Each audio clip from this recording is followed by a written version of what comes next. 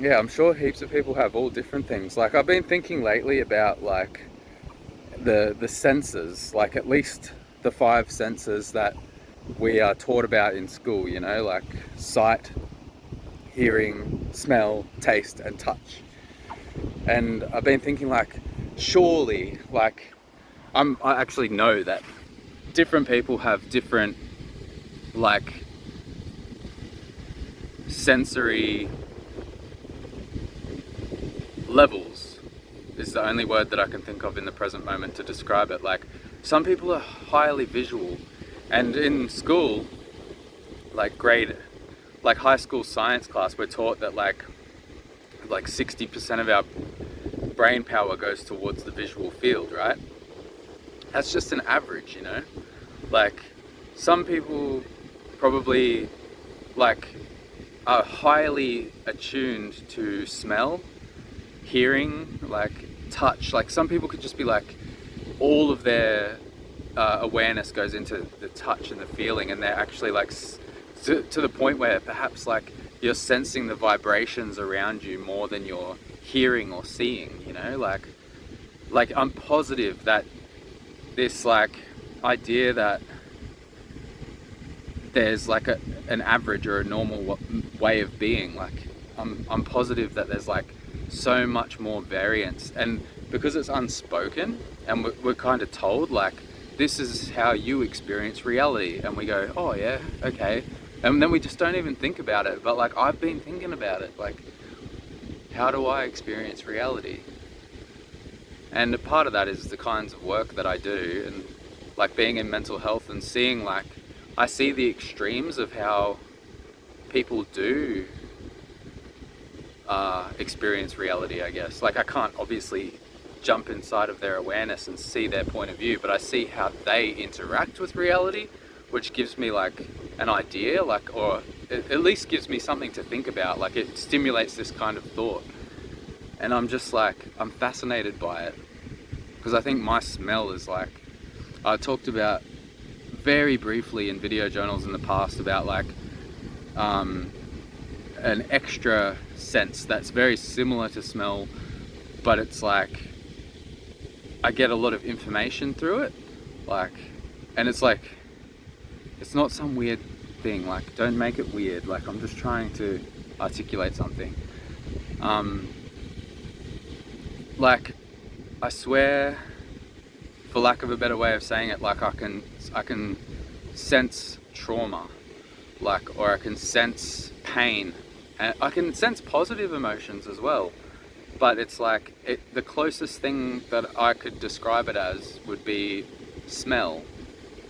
And you know, like that might sound weird, but then remember, like your taste and your smell are quite similar, and smelling something can change the flavors in your mouth when you're eating, you know, like, or wines, you know, like the smell of the wine can affect, like they put a lot of effort into these kinds of things in like fine cuisine and wine and dining, you know, because like these senses, it's not like you have your sight and that's like separate from your hearing and your touch and everything. It like kind of all blends together and you render this experience of reality. And it's like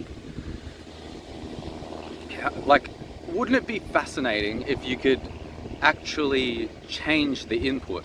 Like you had little dials on you, and you could like go, you put all of your awareness into your visual field and shut off your other senses, and then just have like microscopic, telescopic vision where you like it.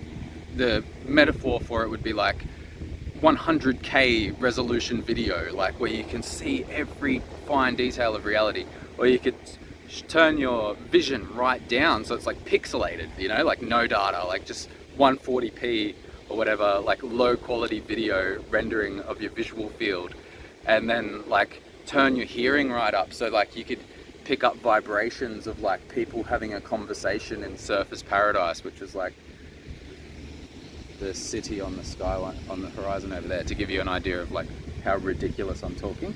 Or but like it would be overwhelming as well, right? Which is brings you into the contemplation about like people who do have different sensory inputs, like why they struggle to integrate into society. Like imagine that you did have like hypersensitive hearing or smell or touch could be one of the things, you know?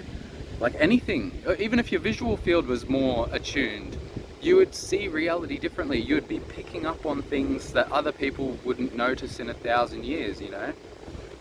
And like, even the examples that I've just given are so limited. Like, it wouldn't just be like that metaphor, like pixelated or super high detail. I think if you put more awareness into your visual field, you can do an experiment right now and you could look at the grains of sand and just focus deeply on the grains of sand. You don't need these metaphorical dials that you turn up and down. You can control your awareness and like looking into the sand and like focus on the individual grains and see how much more detail you see. Like, imagine that you had to do that.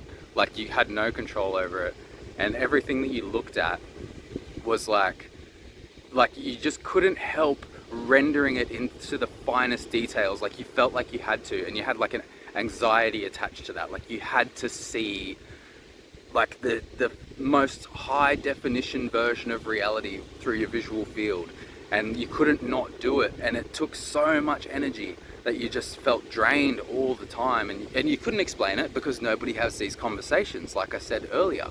Like, you haven't even given it a second thought that like maybe you're exhausted all the time because you're experiencing reality differently, and reality is actually more overwhelming when you're tuning into it in that particular way. It's not a balanced way because you're still trying to take in all the other information. You're still trying to hear what people are saying, like smell different smells, feel your body, like, and at the same time you're putting like 10 times more energy and awareness into your visual field, or whatever the thing is that you're tuning into more deeply.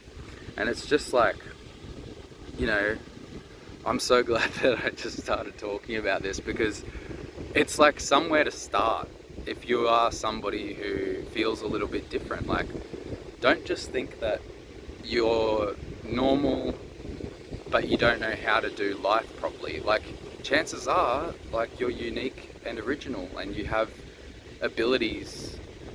Like, one of my favorite people in my personal relationships is Max Voice, and he has the diagnosis of Asperger's. And I recorded an interview with him one time, and I need to record another more high quality interview with him because I took it off YouTube because it was like, I felt that I didn't do a good enough job of presenting his story. Like, his story is amazing, but he says, I don't call them disabilities like his Asperger's or like whatever labels they put on him. I call them different abilities, and that just like stuck. And I was like, yes, because, you know, who's to say that like we're supposed to have one particular set of abilities at you know, like all these psychiatrists and psychologists that are doing these reports on these young kids in school who aren't performing at the correct levels. They have very narrow parameters to judge these kids.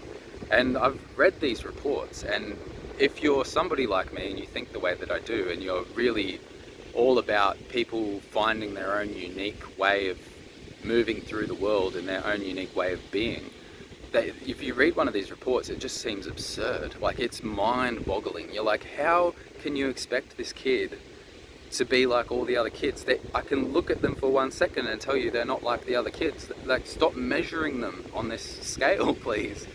But like, you can't say any of that. You gotta like work within the, like, if you're in the game of like working with mental health, like, it's like one of the age-old struggles, you know, like, you gotta make these slow incremental changes and take these little risks and make these small bets and like try things, but like don't rock the boat too much, otherwise you might just get thrown overboard because like you're causing problems in the system. And the risks are, like, when you take a risk or you make a small bet, it could backfire and it could actually lead to a negative result, and then, you know, that's not great. That hurts your reputation and hurts your further chances of experimenting. Like, you're experimenting with people's lives. It's not a small thing. It's not a, but at the same time, it sounds like I'm not experimenting with people's lives. I never like tell anybody what to do. even people that are like in involuntary care or anything like that. I would never tell anybody how to live their life, but like even giving somebody an idea feels risky to me. Like I've told a few people about holographic kinetics, and I'm like, oh man, I hope that they don't think it's too crazy and like, you know, freak out or anything. Like, but it's just interesting to think about, like, and like as soon as you start to think about it, like, it just opens up this whole realm of possibility that didn't exist before. Because if you just think like everything's the same and like, yeah, okay, whatever, like what I learned in science class about how the brain works or whatever, you just stop there, then it's very limited. But if you start to question and you start to think like, oh, what is reality? It's a bottomless rabbit hole. Like you'll just keep contemplating forever.